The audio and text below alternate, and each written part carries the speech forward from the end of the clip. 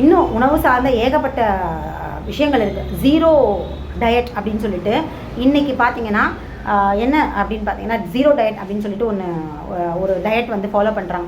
என்னென்னா அதில் ஃபுல்லாக காய்கறிகளில் வந்து இந்தந்த காய்கறிகள் சாப்பிட்டா இது சரியாகும், இந்த நோய் இத்தனை நாட்கள் சாப்பிடணும் அப்படின்னு சொல்லி ஒரு தவறான விஷயத்தை, அதாவது பிடிக்குதோ பிடிக்கலையோ அந்த காயை வந்து சாப்பிடணும். அப்போ என்ன ஆகுதுன்னு பார்த்தீங்கன்னா அதாவது குணமாகுதுன்ற ரிசல்ட்னு சொல்கிறாங்க.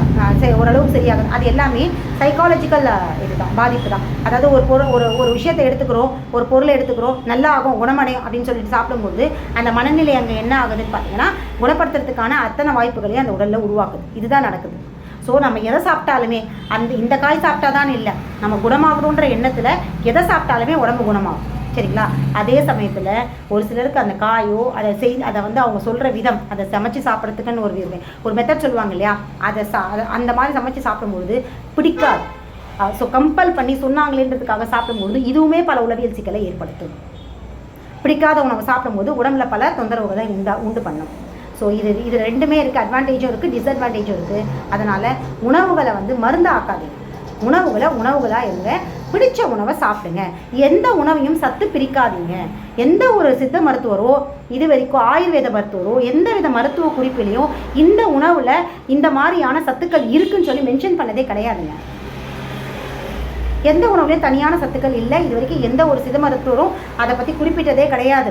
இந்த கீரையில், பொன்னாங்கண்ணி கீரையில் வைட்டமின் இருக்குது, கண்ணுக்கு நல்லதுன்னு குறிப்பிட்டதில்லை. கேரட் சாப்பிட்டா கண்ணுக்கு நல்லதுன்னு கிடையாது. கேரட் முதல்ல சவுத் சைடில் தமிழகம் மாதிரியான மாநிலங்களில் வந்து அதிகமாக பயன்பாட்டில் இல்லாத ஒரு காய். பிற்காலத்தில் வந்தது தான் கேரட். புரியுதுங்களா? அப்போ இல்லாத இது கண் பார்வைக்கு நல்லதுன்னு எந்த காலத்தில் சொன்னாங்க?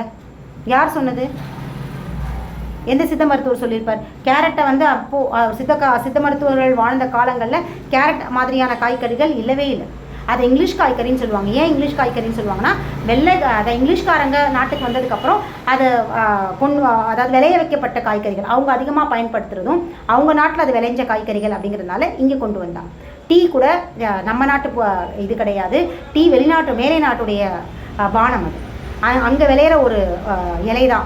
அங்கே அவங்களுக்கு குளிர்ச்சியான பிரதேசம், அவங்களுக்கு வெப்பம் தேவைப்படுது, சூடாக ஏதாவது குடிக்கணும் அப்படிங்கிறதுக்காக அவங்க அங்கே இருக்கிற இலை, அந்த தேயிலையில் டீ போட்டு சாப்பிட்ற பழக்கம் கொண்டவங்க தான் வந்து மேலை நாட்டுக்காரங்க, பிரிட்டிஷ்காரங்க.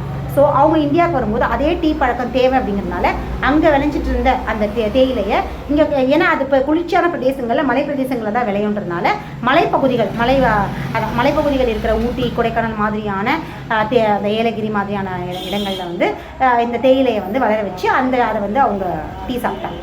ஸோ டீயே வந்து நம்ம நாட்டு கிடையவே கிடையாது.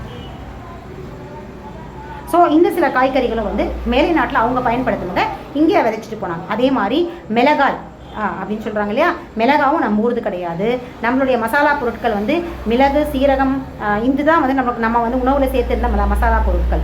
காரத்துக்கு நம்ம வந்து மிளகாய் பயன்படுத்தினதில்லை. காரம் வந்து சைல், அதாவது சவுத் ஆப்பிரிக்கா நாட்டுடைய சைல் அப்படிங்கிற ஒரு ஊருடைய அங்கே விளையிற ஒரு பொருள் தான் வந்து சில்லி, அதாவது மிளகாய். அந்த சைல் அப்படிங்கிற ஊர் பேர் தான் சில்லின்னு மாற்றினாங்க. அதை இங்கே கொண்டு வந்து விளைய வச்சதுனால அப்புறம் இங்கே மிளகாவுடைய பயன்பாடு வந்துச்சு. அதுவும் நம்ம பாரம்பரிய உணவு கிடையாது. ஸோ இப்படி வெளிநாட்டு மக்கள் வந்து இங்கே வரும்பொழுது, இங்கே இருக்கிறவங்க அங்கே போகும்பொழுதும் உணவுகள், காய்கறிகள், உணவுகள் இதெல்லாம் வந்து எக்ஸ்சேஞ்ச் ஆகுது. நான் இதை பற்றி ஏற்கனவே உங்கள்கிட்ட நிறைய சொல்லியிருக்கேன். அதாவது மருத்துவ குறிப்புகள், அதாவது சமயத்தை பற்றி சமயங்கள் பிரச்சாரம் செய்ய வரும்போது அந்த பிரச்சார குருமார்கள் வந்து மக்களால் ரொம்ப ஈர்க்கப்பட்டு அவருக்கான உணவு தயாரிக்கும் பொழுது அவர் என்ன சாப்பிடுவாரோ அந்த உணவு தயாரிக்கிறதுக்கு அவர் சொல்லிக் கொடுத்து அது மூலயமா அவர் சாப்பிட்ட உணவுகள் வந்து அந்த பக்கத்தில் பிரபல்யமாச்சு. புரியுதுங்களா? இப்படித்தான் உணவுகள் எக்ஸ்சேஞ்ச் ஆனது. நூடுல்ஸ் இங்கே சைனாவோட நூடுல்ஸ் இங்கே சாப்பிட்றது இங்கே வந்தது. இது இங்கே இருக்கிற ரைஸ் வந்து வெளிநாடுகளில் சாப்பிட்ற மாதிரியான ஒரு விஷயங்கள் வந்தது எல்லாமே இப்படி ஒவ்வொருத்தரும் இங்கே இருக்கிறவங்க அங்கே இருக்கிறவங்க இங்கே போய் இன்ட்ரடியூஸ் பண்ணுறது தான். ஸோ இப்படி தான் எல்லா உணவுகளும் வந்திருக்கு. ஸோ உணவுகள் அப்படின்ற இடத்துல நீங்கள் பார்த்தீங்கன்னா எந்த உணவுகளுமே வந்து மருத்துவ குணம் அப்படிலாம் எதுவுமே கிடையாது.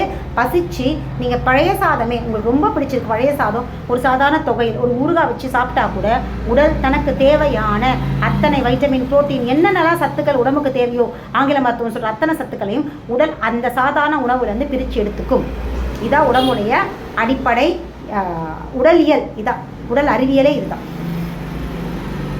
ஸோ இனி உணவு பற்றின குழப்பங்களை வச்சுக்காதீங்க. எதுவும் பர்டிகுலராக இதை சாப்பிட்டா அது நல்லதுன்னு நினைக்காதீங்க. எல்லா உணவுகளும் உங்களுக்கு பிடிச்சிருக்கா பிடிக்கலையா இந்த இடத்துல இருந்து பாருங்கள். கீரை பிடிக்கல அப்படின்னா தாராளம் நம்ம குழந்தைங்களுக்கு கீரை பிடிக்கலன்னா கம்பல் பண்ணாதீங்க. அவங்களுக்கு கீரை பிடிக்கிற அன்றைக்கி அவங்க சாப்பிடட்டும். இன்றைக்கி அவங்களுக்கு என்ன பிடிச்சிருக்கோ என்ன காய் பிடிச்சிருக்கோ அதை கொடுத்துட்டே வாங்க. அது உடம்பு அது என்ன தேவையோ அதை வந்து மாற்றிக்கணும். சரி, இன்னொரு முக்கியமான விஷயத்தை சொல்லிவிட்டு இன்றைக்கான காணொலிகளை நிறைவு செய்யும்.